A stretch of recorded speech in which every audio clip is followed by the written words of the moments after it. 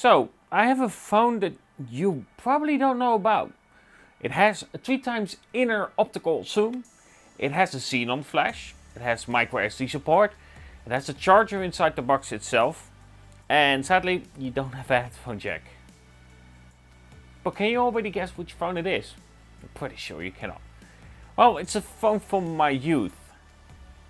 It's the Samsung G800. Yes, this is a very old beast, and I gotta be fair, in terms of the front itself, I don't think it has aged terribly, especially on the back as well. It looks still clean, just don't look at it from the side because, wow, it's thick. Yeah, it's definitely thick. Either way, the Samsung G800, this is like a really old phone for me. I think it's like somewhere around the 2007 area with Samsung, and they released several phones with somewhat of the same approach. My favorite being the Samsung Innovate. That's definitely my favorite. The Samsung i8510, I think it's also called. I'm not 100% sure about that one, but Innovate it was called here in the Netherlands. Either way, when it comes to, of course, the Samsung G800, this is an old one, but there are some features that are definitely noteworthy. And honestly, I'm quite surprised about the camera possibilities, or well, the result that I got out of it. Granted, nothing had to move, everything had to stay stationary. If I wanted to take a shot, that was actually quite decent. But the result is actually not bad. Someone on Twitter, and that person, hello if you're watching, said, is it taken on the Xiaomi 12S Ultra? Now, without a doubt, it's not even close to the capability of it. But I think the images themselves still look actually quite proper. But as stated, you need patience for it. Either way, let's look at some results of it and let me know what you think about the camera result itself. Again though, it's not the easiest to capture these shots.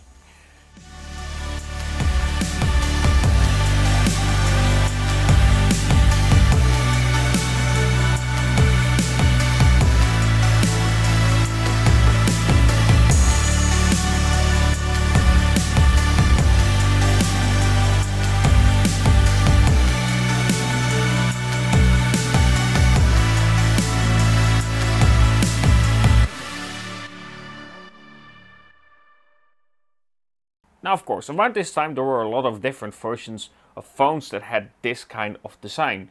As stated, the Samsung Innovate was one of my favorite. The Samsung Ultra Touch, I think that was one of the most beautiful devices when it came to having this kind of effect, where you of course push it out. Really beautiful in terms of design itself. You also had, for instance, the Samsung U900, which had a different keyboard right here. Well, not a keyboard, but just a press system right there that was digital, kind of like a touchscreen. It actually looked really cool as well. Not as nice as the other one, of course. But the Samsung Innovate is still the one that I'm trying to get my hands on, if it's possible. Either way, the Samsung G800, it came with a lot of features that I truly enjoyed about the phone. For instance, the micro SD support. You of course still have a shutter button as well for the camera. Again, it's not fast. And there were some features like, for instance, opening the back will actually open the camera. So you can straight away take a shot. Granted, again, you have to wait like 2 seconds before the shot to finish, but overall, you can quickly take the shot by just opening it. And then you can keep the phone closed as well. You don't need to open it by any means in terms of sliding it open for the keyboard itself. Now granted, of course, this comes with a T9 keyboard. It doesn't have a touchscreen, so therefore you don't have a full QWERTY keyboard that you are used to on your modern phone, right? So how is the T9 keyboard? Well, I have to say there is still some memory, some muscle memory coming to it, but you kind of have to use it a little bit longer to get used to it again. Especially if you haven't done it for a very, very long time. Yeah, T9 keyboard, it's not the easiest, and I find it quite funny to see how we did that. Of course, you have predictable text and so on, but overall, I will have to say it takes quite a bit longer, and if we're gonna do a test in terms of speed, yeah, without a doubt, you're not gonna get anywhere near as close to the result that you get from a proper QWERTY keyboard. But overall, I still find it funny to look back at phones like this. This is a phone from my youth, a phone that I truly enjoyed because I had it around that time. Of course, I bought this one via eBay. But overall, it's a phone that I truly enjoyed in the past, and I think it's fun to sometimes look back at phones like that. For instance, the Ultra Touch as well, which sadly doesn't have a working display, but that's a great phone, the Samsung Innovate. I remember the Samsung F700 really well, where I actually remember visually where I bought it somewhat. It was in the city next to me, so Nijmegen. I was at a higher bridge where I had to walk down a path, and then you just had to path through trees and a little bit of a forest, I guess. Not really, but you had to walk through it, and then somewhere there I could get the phone. It was a black one. I remember how you control the music, for instance, just sliding with your finger up if you wanted to actually use that properly. And of course it had a full QWERTY keyboard because she slid that out. It's a thick phone as well. But it was fun to play around with those phones back then, and it started to be more of an MP3 player, slowly, more and more, of course. Especially with the Innovate that had 8 GB of RAM, and you could get a 60 GB version of it. But it's quite fun to see just how old phones evolved and how we have very different approaches but very similar at the same time. But yeah, the Samsung G800 is one of those phones that I remember fondly from my youth. That sounds like really old, but it's not that bad. It's not that bad. It's 35 only.